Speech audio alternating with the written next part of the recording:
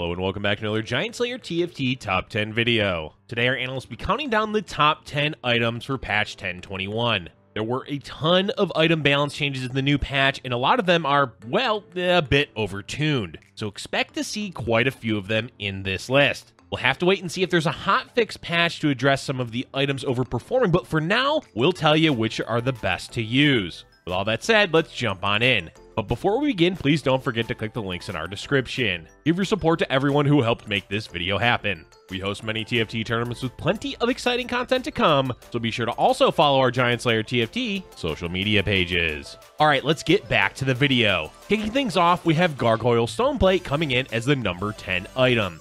Going into set 4, the new item, Stoneplate ended up being nerfed and thus far less effective than it was during the testing period.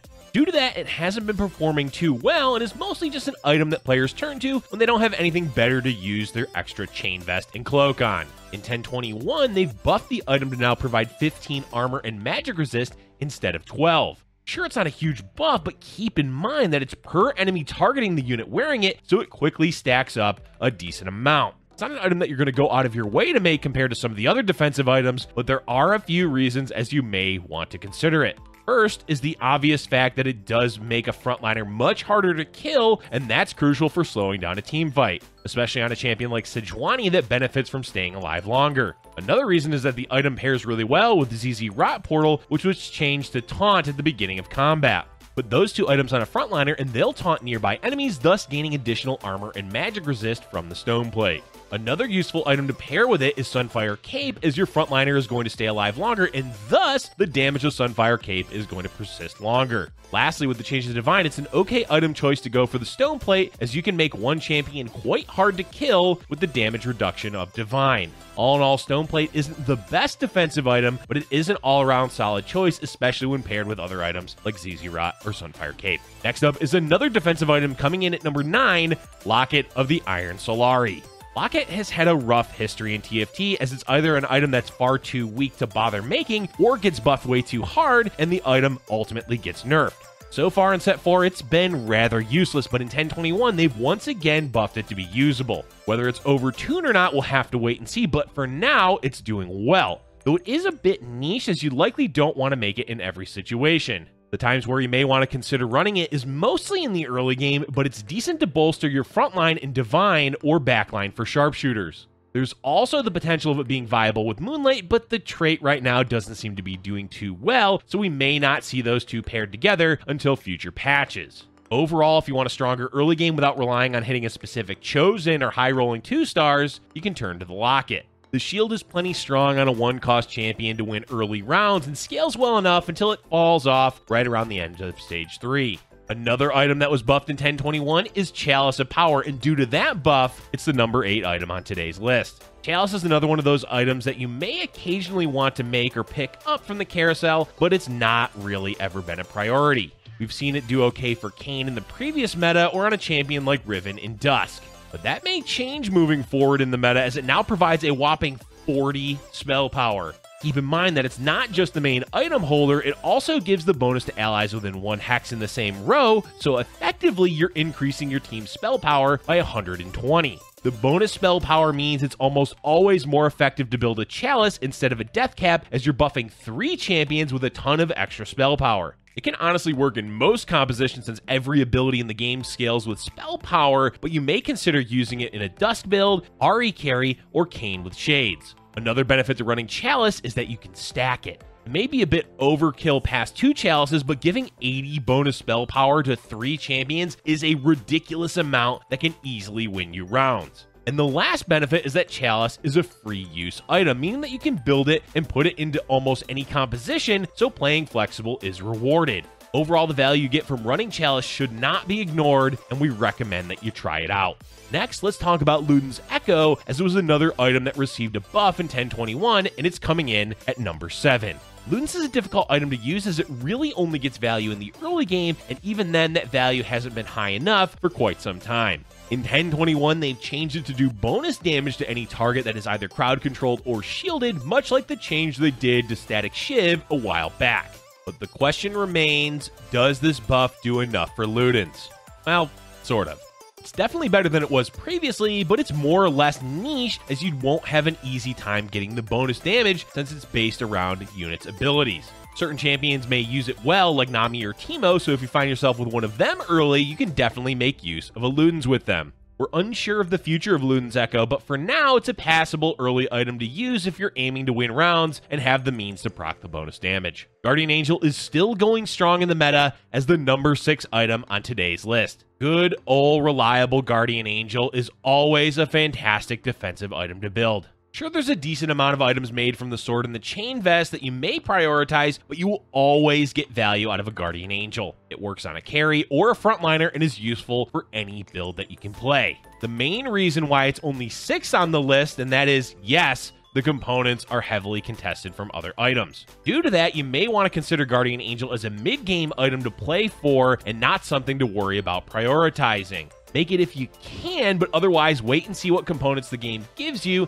and decide later on if you need it. As far as the current meta is concerned, we recommend building it as a 3rd item on Warwick or give it to Jax if you 3-star him. Okay, let's switch back to items that were buffed. Up next is ZZ Rot Portal as the number 5 item. ZZ Rot got a huge buff in 1021 as the item will now taunt nearby enemies at the beginning of combat for 2 seconds.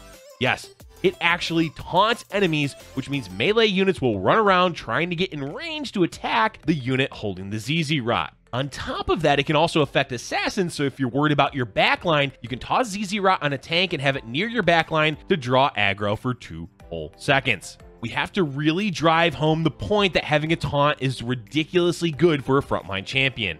Causing that champion to take more damage means that they'll cast sooner, so a champion like Sejuani or Aatrox is a perfect fit for it. And if they die, the summon that appears after will draw aggro on itself as well, so you can effectively slow down the enemy's team by running just one ZZ Rot Portal. We highly recommend you try this item out in 1021 as it's poised to be a top frontline item moving forward in the meta. Next up is the ever-reliable Sunfire Cape coming in at number 4.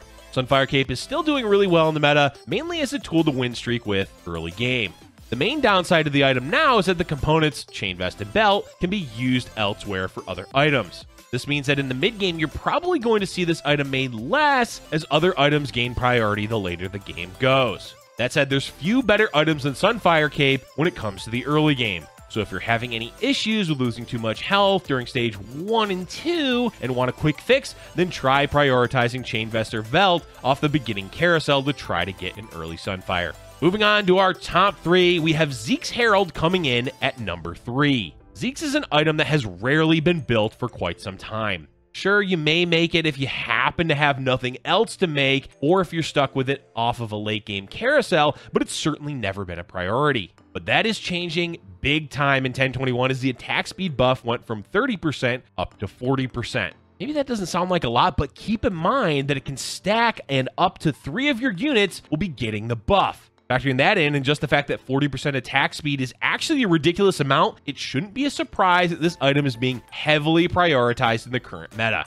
So much that it's not uncommon for players to go for Belt first off the beginning carousel to try to get an early Zekes. Besides the early game, you also get benefit of Zekes being another universally good item for any composition. So you can slam it early and it won't dictate the path that you're taking with traits and champions. All in all, it's doing a bit too well in the meta, but it is nice to see Zekes being relevant once again. Next, we have the item coming in at number 2, Quicksilver. First off, we do have to acknowledge that Quicksilver was nerfed in 1021. The duration of the CC went from 12 seconds down to 10, which definitely hurts the value of this item. So you may see this nerf and instinctively recoil from wanting to use Quicksilver anymore, but it's still insanely important and should be a mid-game priority item every single game. Why, you may ask? Because there's so much CC in set 4, especially in 1021 as Adept was buffed and gets played often with Divine. There's blinds from Teemo and Sharpshooter or Spirit builds. Sejuani is a popular frontliner, and even Dazzler is being played because of Morgana and Lux. So what counters all of that for at least the first 10 seconds of a fight? Yep, you guessed it, Quicksilver. Despite only lasting 10 seconds, it's crucial that you try to get this item by at least the mid-game to ensure that your carry doesn't get constantly dunked on by CC. And the item coming in at number 1 for patch 1021 is Statikk Shiv. Whoa, that's a big surprise. Well, not really, as anyone that saw the patch notes probably thought, wait a second. That is a huge buff. And yes, it was. For anyone that doesn't know, Statikk Shiv does a base amount of magic damage every third basic attack that bounces depending on the star level of the item holder.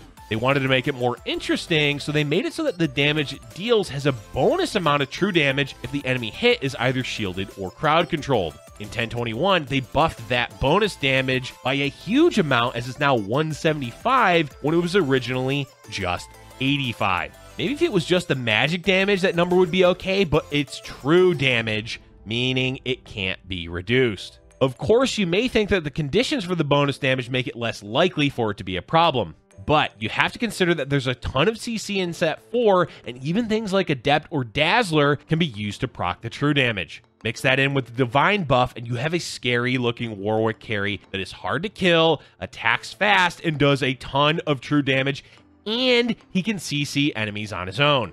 We expect to see this item toned down, whether it's a hotfix patch or 1022, but until then, it's easily the top DPS item for most builds. Alright folks, that's all we have for you today. The item meta has been balanced for some time, so it's nice to see things being changed up a bit in 1021. There's definitely a few items that need to be toned down, but overall, the more viable items there are, the better it is for the game. Let us know in the comment section below what items you think deserve to be on the list, and which of the buffed items in 1021 you've been enjoying the most. Thank you for watching, and if you're enjoying our content, be sure to hit the like button and subscribe for future Giant Slayer TFT videos.